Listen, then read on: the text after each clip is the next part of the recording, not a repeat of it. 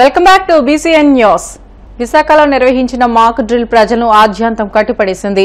అగ్నిమాపక దళం మంటలను అదుపు చేయగా NDRF, SDRF సిబ్బంది మాస్కులు ధరించి నిచ్చెన సాయంతో భవనంలోకి వెళ్లి అక్కడున్న ఉద్యోగులను కిందికి తీసుకువచ్చారు. అక్కడికి సమీపంలోని క్వీన్ మేరీ పాఠశాలలోనూ మాక్ డ్రిల్ నిర్వహించారు. ఉగ్రవాదులు పాఠశాలలోకి వస్తే తీసుకోవాల్సిన జాగ్రత్తలపై ఉపాధ్యాయులకు, విద్యార్థులకు శిక్షణ ఇచ్చారు. ఆంధ్ర విశ్వవిద్యాలయం మైదానంలో NCC బృందాలు, NDRF కలిసి మాక్ డ్రిల్ నిర్వహించాయి. వాల్తేరు రైల్వే, DRM కార్యాలయం, విశాఖపట్నం పోర్టులతో కేంద్ర ప్రభుత్వ బలగాలు మాక్ డ్రిల్ చేపట్టాయి.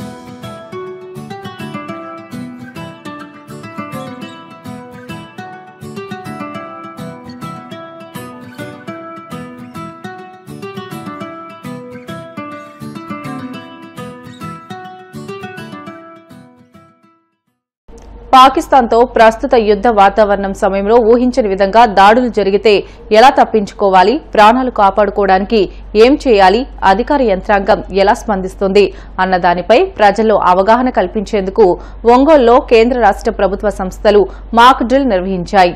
ఒంగోలులో రైల్వే స్టేషన్, బస్టాండ్తో పాటు ముఖ్యమైన ప్రాంతాల్లో మాక్ డ్రిల్ నిర్వహించారు. బాపట్ల రైల్వే స్టేషన్లో పోలీసులు మాక్ డ్రిల్ చేపట్టారు.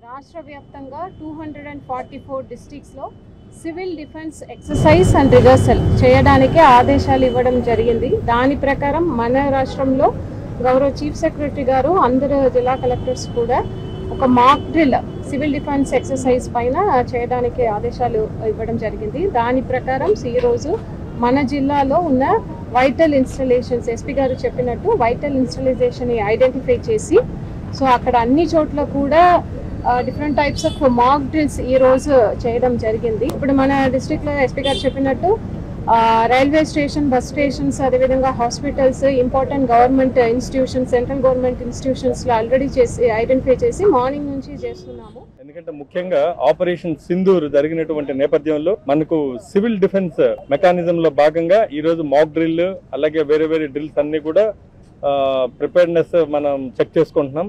అలాగే డిస్టిక్ లో ఉన్నటువంటి vital installations central government organisations ఏమున్నాయో రైల్వేస్ కానివ్వండి, అలాగే పెట్రోల్ ప్రోడక్ట్ సంబంధించినటువంటి ఐఓసిఎల్, బీపీసీఎల్ సింగరాకొండ ఏరియాలో ఉన్నాయి. అలాగే ఉన్నటువంటి కలెక్టరేట్, అలాగే ఇంపార్టెంట్ ఆఫీసర్ ఎస్పీ మా ఆఫీసు, అలాగే railway bus stand, railway station, different ఏమేమి ఉన్నాయి చర్చెస్, టెంపుల్స్ అన్నీ కూడా ఈరోజు మాక్ డ్రిల్ కూడా కొన్ని కండక్ట్ చేయడం జరిగింది ఇంపార్టెంట్ ప్లేసెస్లో కూడా.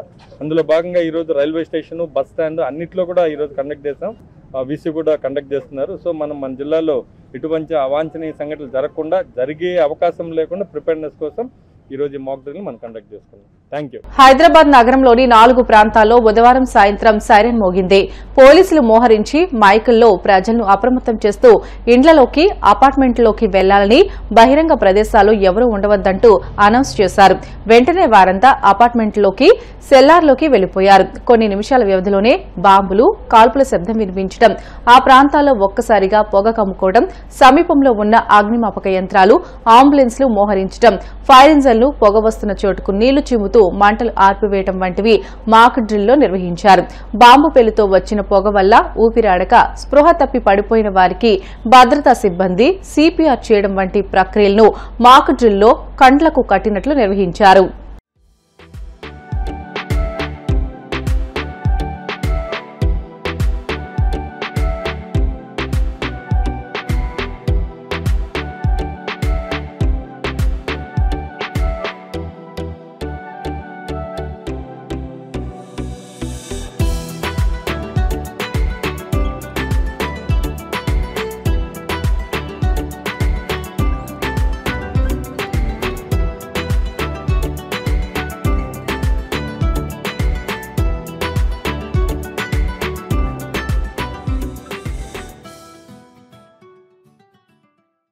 కర్నూలు జిల్లా మంత్రాలయంలో ఓవర్ హెడ్ ట్యాంకు కూలిన ఘటనపై ఉప ముఖ్యమంత్రి పవన్ కళ్యాణ్ సీరియస్ అయ్యారు. నిర్మాణ నాణ్యతపై విచారణకు ఆదేశించారు. రాష్ట్ర వ్యాప్తంగా గ్రామాల్లోని ట్యాంకుల నాణ్యతను పరిశీలించాలని అన్నారు. బాధ్యులపై కఠిన చర్యలు తీసుకోవాలని ఆర్డబ్ల్యూఎస్ అధికారులను ఆదేశించారు. ప్రజల భద్రతకు ప్రాముఖ్యతనిచ్చేలా సమగ్ర నివేదికను త్వరగా సమర్పించాలని సూచించారు. బీఆర్ఎస్ వర్కింగ్ ప్రెసిడెంట్ మాజీ మంత్రి కేటీఆర్ పై మంత్రి సీతక్క ఆగ్రహం వ్యక్తం చేశారు. సీఎం రేవంత్ రెడ్డిపై అనవసర వ్యాఖ్యలతో కేటీఆర్ తన అసహనాన్ని ప్రదర్శిస్తున్నారని మండిపడ్డారు. గత ప్రభుత్వం కొన్ని వర్గాలకే కొమ్ము కాసి రాష్ట్రాన్ని అప్పుల కుప్పగా మార్చిందని విమర్శించారు. కేసీఆర్ అప్పు తెలంగాణ భవిష్యత్తుకు ముప్పుగా దాపురించిందని అన్నారు. కేసీఆర్ నిర్వాకం వల్ల నెలకు 6,000 కోట్ల ప్రజాధనాన్ని అప్పుల చెల్లింపు కోసం మళ్లించాల్సి వస్తుందని తెలియజేశారు. సత్తా ఉన్న నాయకుడు కేసీఆర్ అయితే పత్తా లేకుండా ఎక్కడికి వెళ్లారని ప్రశ్నించారు. సత్తా ఉంటే అసెంబ్లీకి వచ్చి నిరూపించుకోవాలని హితవు పలికారు.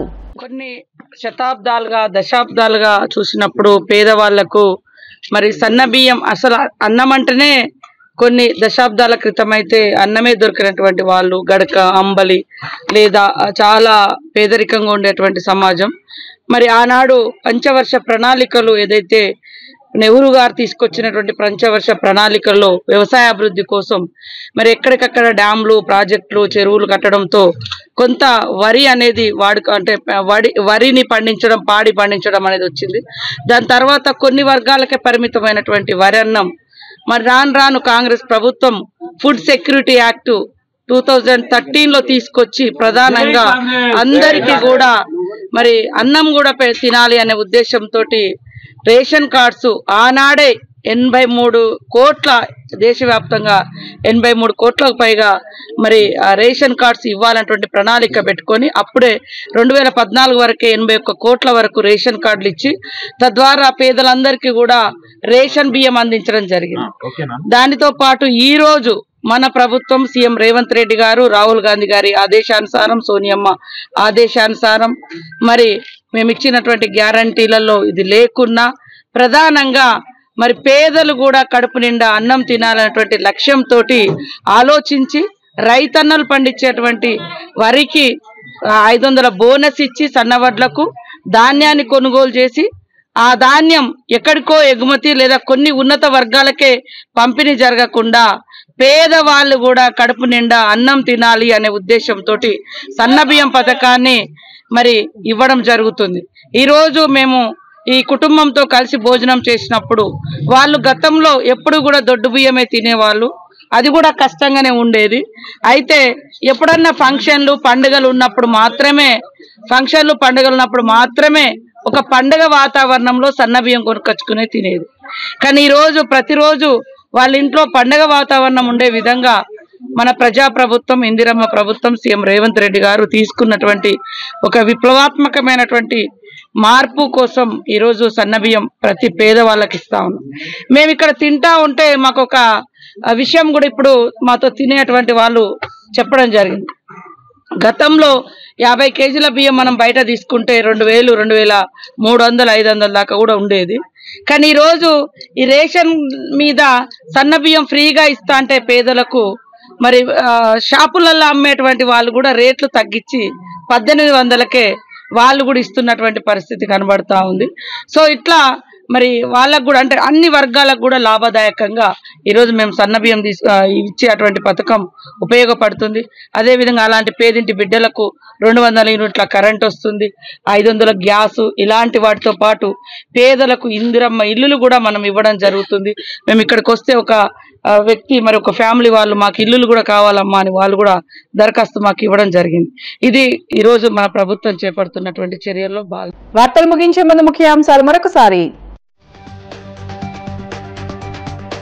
తిరుపతి జిల్లా సత్యవేడిలో టీడీపీ కార్యకర్తలతో మంత్రి లోకేష్ సమన్వయ భేటీ, కార్యకర్తల సమస్యల పరిష్కారానికి ప్రాధాన్యత, ఐక్యతకు పిలుపు.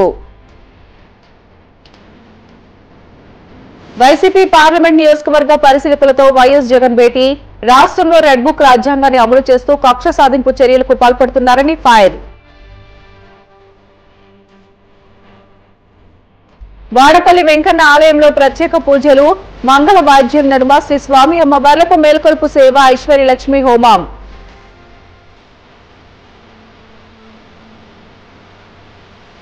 కేసీఆర్ అప్పు తెలంగాణ భవిష్యత్తుకు ముప్పుగా దాపురించిందన్న మంత్రి సీతక్క, ఉద్యోగుల పోరాటాన్ని వాడుకున్న చరిత్ర బీఆర్ఎస్ది అంటూ ఫైర్. ఇవి ఇప్పటి వరకు బులెటిన్ అప్డేట్స్. మరిన్ని వార్తల కోసం BCN digital YouTube channel, Facebook పేజీని ఫాలో అవ్వండి. అప్డేట్ వార్తల కోసం ప్లీజ్ డూ సబ్స్క్రైబ్.